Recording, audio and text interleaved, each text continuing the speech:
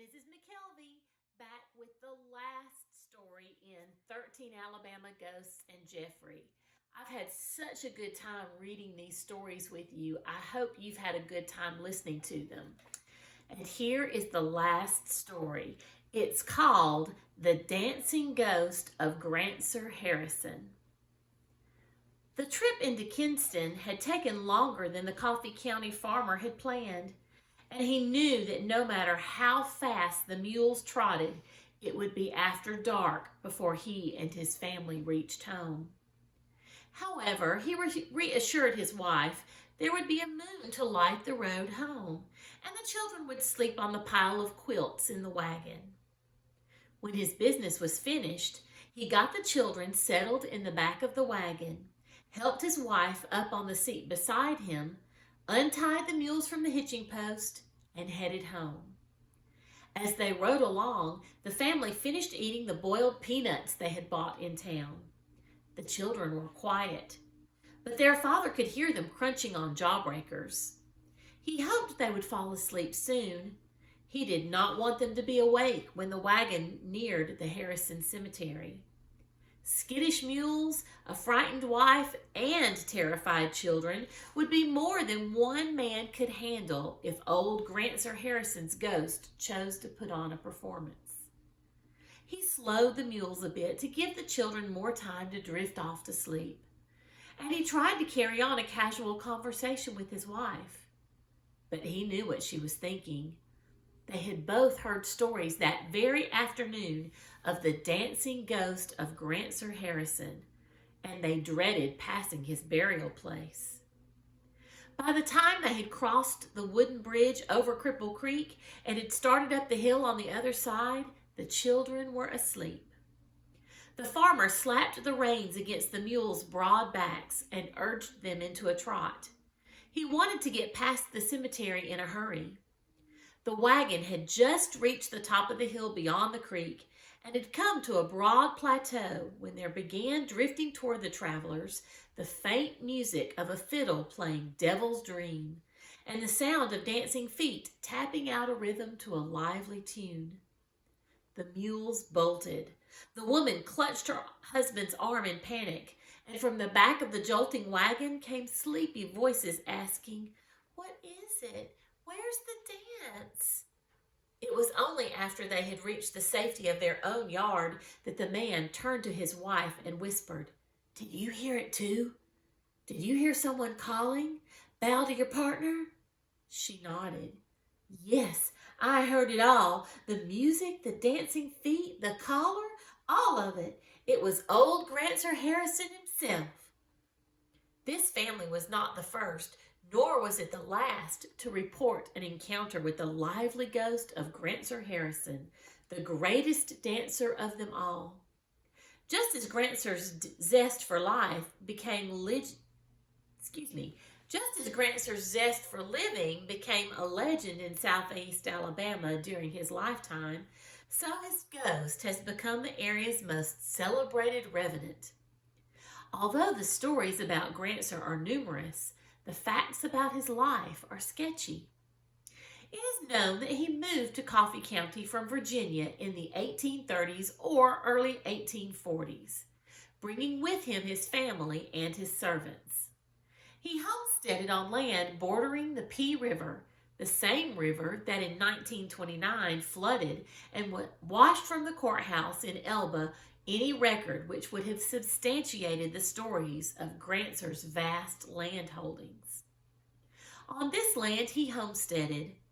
At the edge of a high plateau overlooking the river, he built his home. Some people say Grancer Harrison built a mansion, a traditional southern plantation house with wide porches, tall white columns, and tree-lined approaches. Others among his descendants say, despite his wealth, Grancer never built a fine house, but lived in a simple one-story log house that had a wide dog trot down the middle with rooms on each side. Whatever the architectural style of his dwelling, it is agreed that Grancer Harrison's home was the social center of what is now Coffee, Geneva, and Covington counties. His barbecues with whole sides of beef roasting over beds of hot coals, his horse races, and his dances attracted scores of guests to his home, and the amiable Grancer reveled in his role of host. Perhaps to help offset reports that he cared only for entertainment and good times, Grancer excelled in farming. The yields of his long staple cotton were unmatched on any neighboring plantation, and growers came from miles around to get seed corn from him, hoping to duplicate his tall stalks, thick with full ears, which flourished in his land.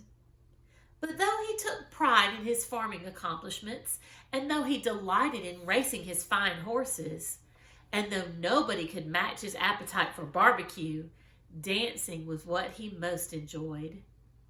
Almost every weekend he issued blanket invitations to his neighbors to come and dance to the music of his plantation band.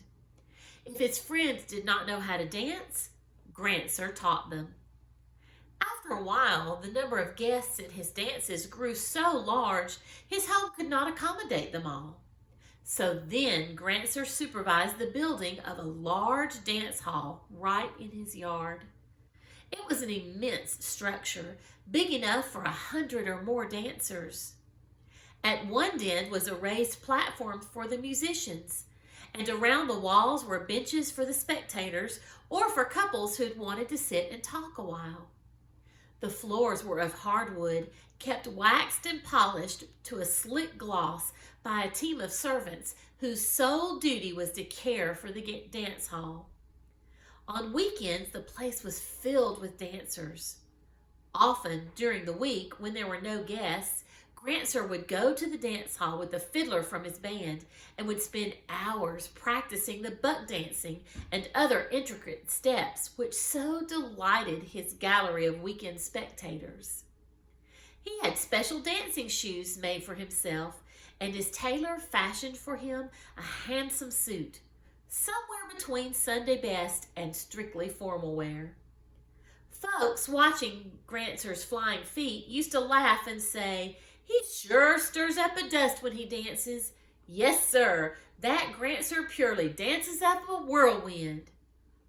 The passing years did not decrease Grancer's love for dancing, but at last he realized that his frolicking days would soon end. He began to talk of death, not in a morbid way, but with the practical approach of a businessman preparing for the inevitable. "I want to be buried right here," he told his family, pointing to a spot only a few yards from his dance hall.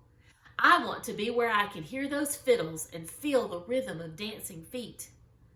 Having selected his final resting place, Grancer began making other preparations.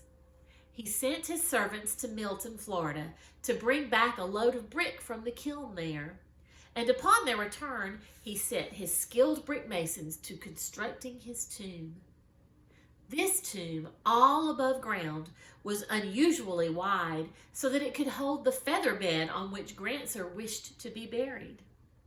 The top of his tomb remained open, awaiting his death, and a wooden pavilion was built over the burial plot to protect it from the weather. His instructions were explicit. "When I die," he said, "I want to be dressed in my dancing clothes with my dancing shoes on my feet. Then I want to be placed on my feather bed and carried to my tomb. After I've been laid in it, resting peacefully on my soft bed, I want my workmen to take the brick we saved for the purpose. They know where the bricks are stored, and seal the top. And the dancing must go on in my dance hall." These instructions were carried out faithfully when he died, and for a while the dances continued.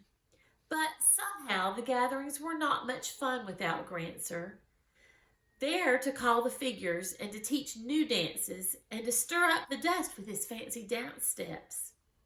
Gradually folks quit coming and the hall was seldom used. It was soon after this his friends stopped congregating in the dance hall that people down the road started noticing, near Grancer's tomb, a report of hearing a rollicking fiddle and dancing feet.